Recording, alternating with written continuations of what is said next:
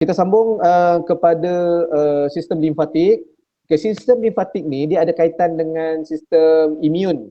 Dia ada kaitan dengan sistem imun. Right? So biasanya virus-virus yang telah dah dimatikan atau bakteria yang mati kan. So sistem limfa ni lah yang kutip dia.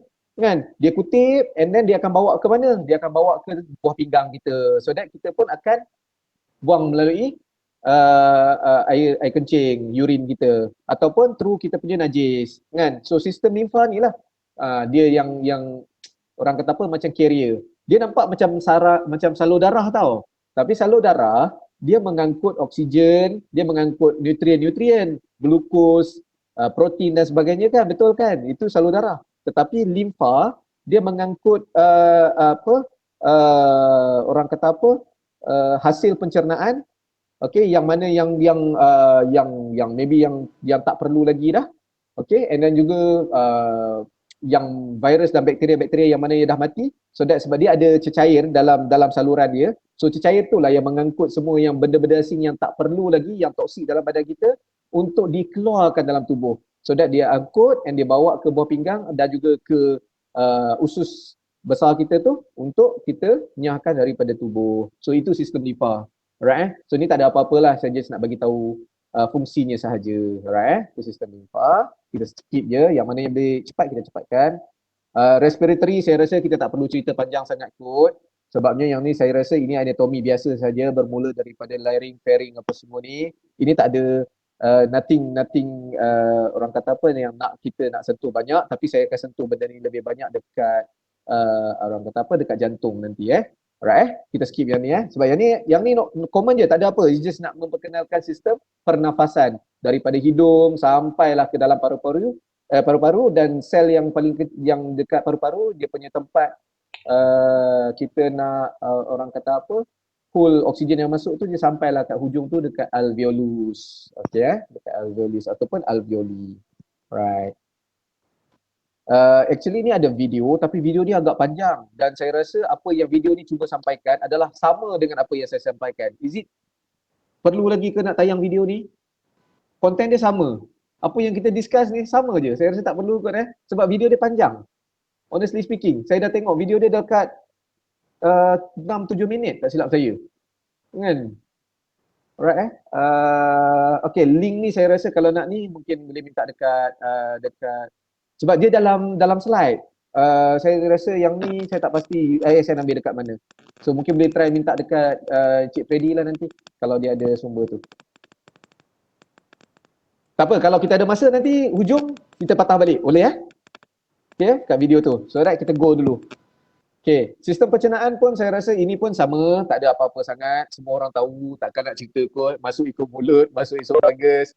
Kan, saya rasa tak payahlah kot cerita yang ni kan. Yang ni basic sangat lah kot. Okay, kat sekolah.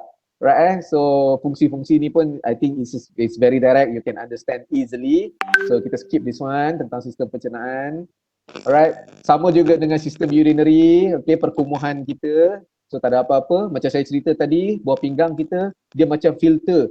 Okay, dalam tu juga ada cecair, dalam tu ada sodium, dalam tu ada mineral-mineral yang berlebihan, dalam tu ada bahan kumuh yang tak diperlukan, dalam tu ada urea daripada protein yang lebihan protein. Sebab protein bila kita convert, dia akan jadi urea.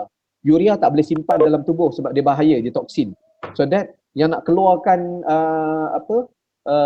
urea tu yang daripada hasil sampingan daripada protein tu, so maknanya dia kena duduk dalam cecair lah, of course lah dalam cecair, duduk dalam bawah pinggang and dikeluarkan menerusi kencing kita. So that's why lah kadang-kadang orang yang ada masalah dengan urologi yang ada masalah dengan sistem perkumuhan, ada masalah tu kadang-kadang dia buat urine test and then antara benda yang tengok adalah protein, kadar protein dalam urine.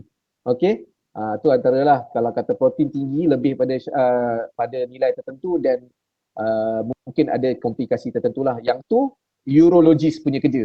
Okay, pakar urologi yang punya kerja. So that saya tak boleh nak go to that extent. Right, nanti saya melangkaui bidang kepakaran. Okay, yang tu kita let urologis lah yang bicara dengan panjang lebar. Right, ni sistem urinary. And then sistem reproduktif, tadi kita sentuh tentang testosteron dan juga hormon testosteron dan juga progesteron, so that hormon-hormon ni penting lah untuk pelbagai fungsi, termasuklah untuk zuriat. And berkenaan dengan hormon progesteron ni, dia ada kaitan dengan lemak, komposisi lemak dalam badan wanita. Okay, ini orang lelaki kena tahu ya. Kadang-kadang kita sentuh pasal hormon-hormon ni, kita selalu sebut orang perempuan kalau marah contohnya, kita selalu kata orang perempuan ni itulah hormon tak stable. Perasan tak kita selalu kata gitu kan? Ayat kita kata, orang perempuan biasalah hormon tak stable lah tu. Kan?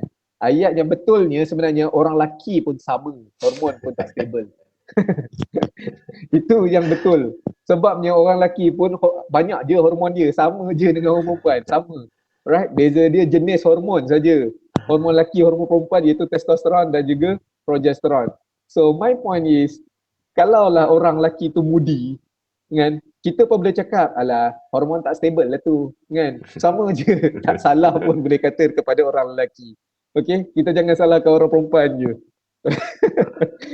Okay, so my point is bila cakap tentang hormon perempuan, progesteron ni, kan, dia punya production dia, salah satu key elemen untuk dia terhasil adalah lemak. Orang perempuan dia perlu ada lemak dalam tubuh untuk dia bantu stimulasi penghasilan hormon progesteron.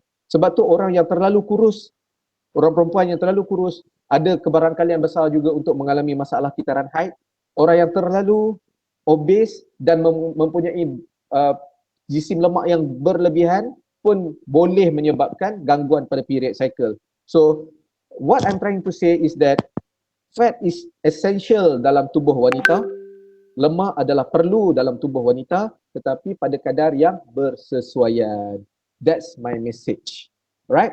So that kalaulah orang lelaki, kalau kata macam wife dia kata saya nak kurus lah bang, kan? Cakap tak apa, kurus asalkan awak sihat.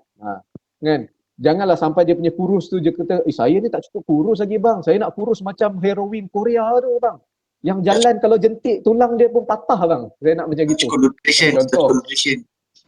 Kita jangan sampai dia malnutrisi, sampai tak cukup nutrition, sampai tak ni. So what we need to focus first ialah dia masih seimbang, so that dia punya fungsi tubuh dia masih lagi boleh berlaku dengan baik, dengan sempurna. So that's my point. Alright Okay, ikutlah tu tentang yang tu, and we go to kepada next topic. Ni tak ada apa-apa lah. Ini just summary tentang kita dah go through tentang sistem apa tadi tu.